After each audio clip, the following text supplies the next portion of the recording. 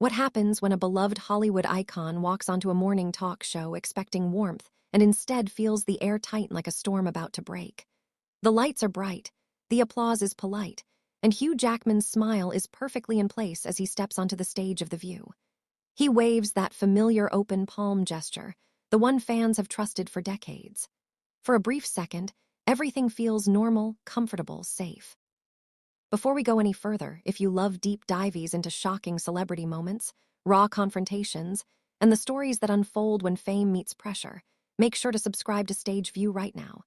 Like this video, drop a comment and stay with us because what happens next is anything but routine. The applause fades into a low murmur as Hugh takes his seat. He adjusts his jacket, glances at the audience, then at the panel. Whoopi's expression is neutral, almost unreadable. Sunny is poised. Cards aligned. Sarah offers a polite nod. And then there's Joy Behar leaning slightly forward, lips pressed together in a way that suggests she's already mid-thought. Hugh laughs softly, the kind of laugh that fills space. "It's good to be here," he says, voice warm, practiced. The audience responds with scattered cheers. He feeds off it as he always has. Joy tilts her head. "You've been everywhere lately," she says, voice light but sharp around the edges. "Movies, theater, interviews. Seems like you can't escape the spotlight." Hugh smiles wider. "I've been lucky," he replies. "I love the work. I love connecting with people." Inside, though, there's a flicker, an instinct sharpened by years of press tour. This isn't a softball. He senses the turn before it happens. Joy continues. "But some people feel that public figures don't always acknowledge the weight of their influence. That being beloved can sometimes shield them from tougher questions." A ripple moves through the audience. Hugh's smile tightens just a fraction. He nods slowly. "I think accountability matters," he says carefully. "I've always tried to listen." Joy raises an eyebrow. "Tried," she repeats. The camera cuts to Hugh's face, and for the first time the warmth dims. Not gone, just recalibrated. He shifts in his seat. "We're all human," he says. "We grow." The exchange feels small, almost harmless, but the tension is there now, humming under the surface. The audience senses it. So does Hugh and Joy. Joy leans back, satisfied for now. Minutes later, the conversation drifts. They talk about theater, about the discipline of performance. Hugh relaxes again, telling a story about rehearsals, about missing cues and laughing through mistakes. The audience laughs with him. For a moment, it feels like the storm has passed.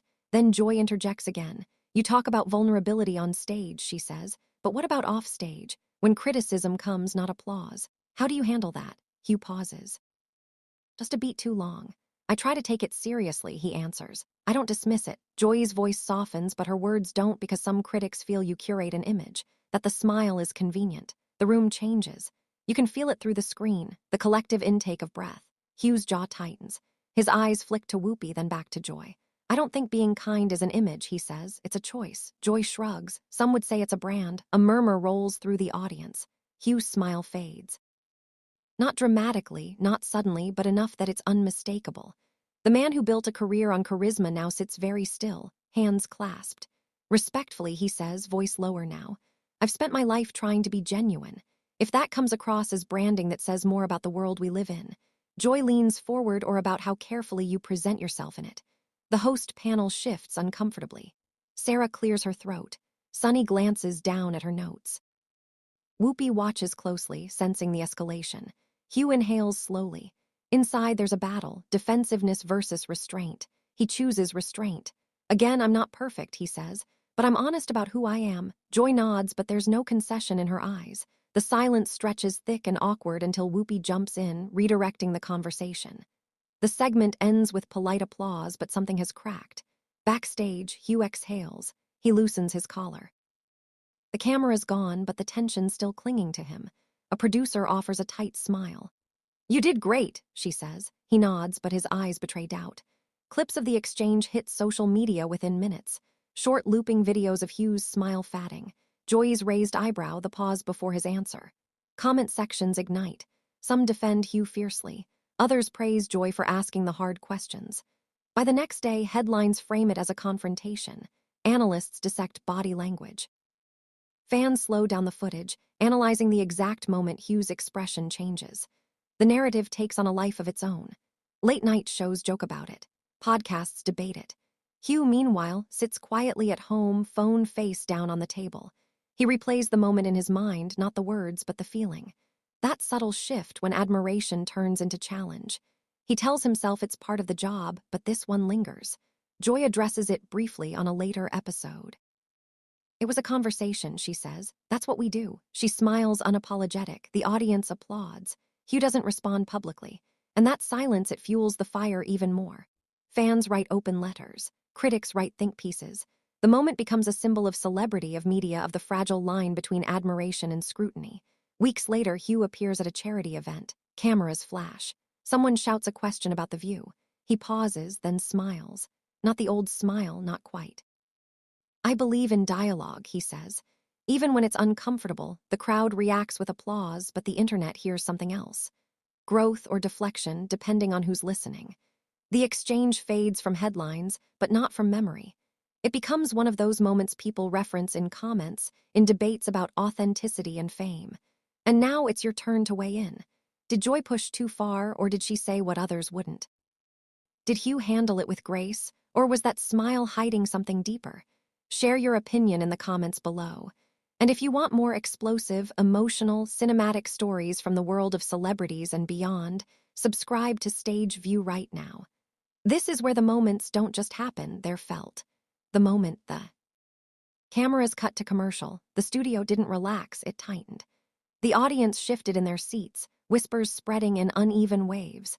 Some people glanced toward the stage with curiosity, others with discomfort, as if they'd just witnessed something they weren't sure they were supposed to see. Hugh Jackman stood slowly, smoothing his jacket, instinctively polite even now. He nodded toward the hosts, a small gesture of professionalism, but his eyes avoided Joy's. Joy, meanwhile, adjusted her glasses and took a sip of water unbothered. To her, this wasn't personal. This was television. This was conversation. This was pressure doing what pressure is meant to do. Reveal. Hugh walked backstage, the echo of applause still ringing faintly in his ears. The smile was gone now, not replaced by anger. Not even sadness, just thoughtfulness. The kind that weighs heavy. A producer approached him, voice low, reassuring, saying the segment played well. Hugh nodded again, but his mind replayed a single moment on loop. Joy's voice sang the word brand. Brand. It cut deeper than he expected. Back on set, the show resumed. The hosts laughed, shifted topics, but the earlier tension lingered like static in the air. Joy cracked a joke. The audience laughed, but not as freely as before. Something had shifted in the room's energy, and everyone felt it. At home, across the country, viewers leaned closer to their screens. Some paused the recording, others rewound. Social media timelines began to populate with clips slowed down, zoomed in. The internet had found its moment.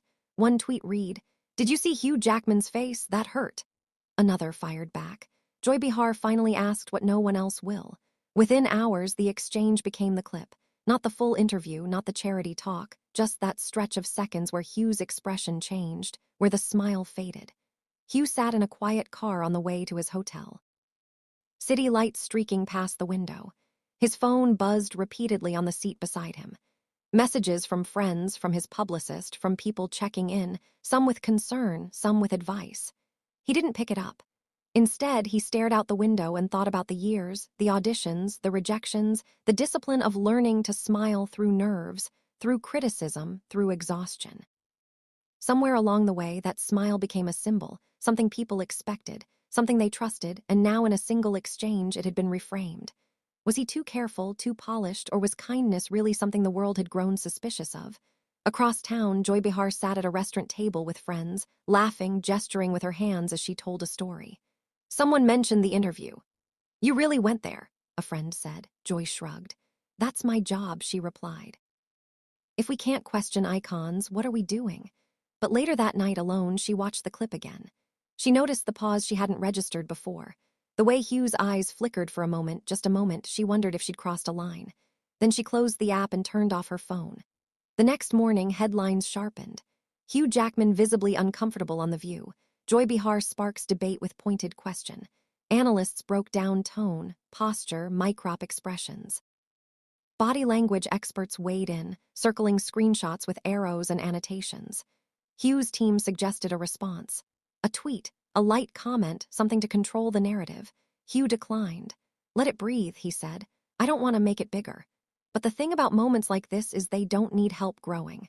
Fans began to split into camps. Some saw Hugh as a victim of unnecessary provocation. Others argued that celebrities shouldn't be immune to scrutiny. Comment sections became battlegrounds, each side convinced they were defending truth. Late-night television chimed in, jokes were made, laughter echoed, but even humor carried an edge. Hugh appeared at a rehearsal later that week, stepping onto a quiet stage. The theater smelled like dust and wooden memory. This was where he felt real. No cameras, no panels, just movement and voice. A fellow actor approached him. "You okay?" she asked. Hugh smiled gently this time. "Yeah," he said, "just thinking." She nodded. "That stuff fades," she offered. He wasn't so sure. Meanwhile, The View addressed the reaction subtly. Whoopi opened the show with a comment about passionate conversations and the importance of dialogue. Joy sat back, hands folded, expression neutral. No apology, no escalation. The audience applauded, but online the debate raged louder than ever. Someone unearthed old interviews. Others compared Hugh's reaction to past celebrity confrontations on the show. Patterns were drawn, narratives constructed, and at the center of it all was that moment. Two people, two perspectives colliding under studio lights. Hugh finally picked up his phone one evening. He scrolled through messages from fans, some heartfelt, some angry, some disappointed. One stood out. A simple line, "You looked human." He stared at it for a long time. Human, not a brand, not an icon, just human. He typed a reply, then deleted it. Some things didn't need words. As days passed, the intensity softened, but the conversation remained. Universities discussed it in media classes. Think pieces framed it as a reflection of modern celebrity culture. The question lingered, when does curiosity become confrontation? Joy was asked about it during a radio interview. "I don't regret asking," she said, "but I also don't regret the discomfort. Discomfort is where honesty lives." Hugh heard the quote while driving. He turned the radio down, considering it. Maybe she was right. Maybe discomfort wasn't an attack, but an invitation. Still, invitations can feel like ambushes when you're not expecting them. The next time Hugh faced an audience, the applause felt different. Warmer in some ways, more protective. He stepped forward, taking it in, then spoke with a new openness. Not defensive, not polished, just present. And somewhere, watching clips of that moment again, viewers realized this wasn't just about a talk show exchange. It was about expectations, what we demand from the people we admire, and how quickly admiration can turn into suspicion. The story wasn't over yet. It was still unfolding, still echoing, still drawing lines in the sand. Because when a smile fades on live television, it doesn't disappear. It reveals. The silence didn't last. It never does. In the days that followed, the conversation shifted from reaction to reckoning. What had once been a single tense exchange now felt like a mirror held up to the entire celebrity machine, and Hugh Jackman found himself standing in the reflection whether he wanted to or not. Invitations piled up, interviews, podcasts, industry dinners where the moment was never mentioned directly, but always hovered just beneath the surface. Hugh moved through it all with the same discipline he'd always relied on, but something inside him had changed. He was listening differently now, watching more closely, feeling the weight of every pause. At one press event, a journalist leaned forward, voice casual, eyes sharp. "You've always been seen as Hollywood's nicest guy," she said. "Do you think that label helped or hurt you after The View?" The room went still. He took a breath. The old instinct to charm, to deflect, rose up automatically, but he didn't reach for it. Instead, he let the silence stretch just enough to make people uncomfortable. "I think labels are convenient," he said finally. "They save people from having to look deeper." Cameras clicked, pens scratched. The quote traveled fast. Back in New York, Joy Behar watched the clip on her phone between segments. She scoffed lightly, then paused. There was again that measured calm, that careful honesty. Part of her admired it. Another part resisted. During a production meeting, a producer asked if she wanted to address the situation more directly. Joy shook her head. "We already did our job," she said. "If he's reflecting, good. If people are arguing, also good. But some viewers feel you were unfair." The producer pressed. Joy leaned back in her chair, unfair as pretending discomfort doesn't exist. Still, even she couldn't ignore the shift. Audience reactions were different now when Hugh's name came up. Less giddy, more thoughtful, applause mixed with murmurs. Fame had always been loud, but now it was complicated. Online, the narrative evolved again. Clips resurfaced this time a few years earlier, speaking about vulnerability, about masculinity, about the pressure to perform strength. Fans connected dots. Critics questioned timing. Was this confrontation overdue or opportunistic? Hugh read some of it late at night, unable to sleep. He wasn't spiraling, but he was searching. Searching for the line between authenticity and expectation, between who he was and who people needed him to be. One night he called an old friend, someone who knew him before the premieres, before the awards. "Do you think I hide behind the smile?" Hugh asked quietly. The friend laughed softly. "I think you survive with it," he replied. Big difference that stayed with him at a small invite-only industry panel. Hugh finally addressed it more openly. "No cameras, no applause cues, just a room of peers. There's this idea," he said, packing slowly, "that if you're consistent, you're manufactured. That sincerity can't last. But maybe the real problem is we don't trust consistency anymore." Heads nodded. Someone clapped. The moment felt grounding. Meanwhile, Joy faced her own version of scrutiny, not backlash. She was no stranger to that, but reflection. Younger commentators debated her approach. Was it journalism? Was it provocation? Was it generational? During a live tapping, an audience member shouted, "Go easy next time." Laughter followed, but Joy caught it. She smiled tightly, then moved on. Later, backstage, she admitted to Whoopi, "I didn't expect it to land like that." Whoopi raised an eyebrow, "But you don't regret it?"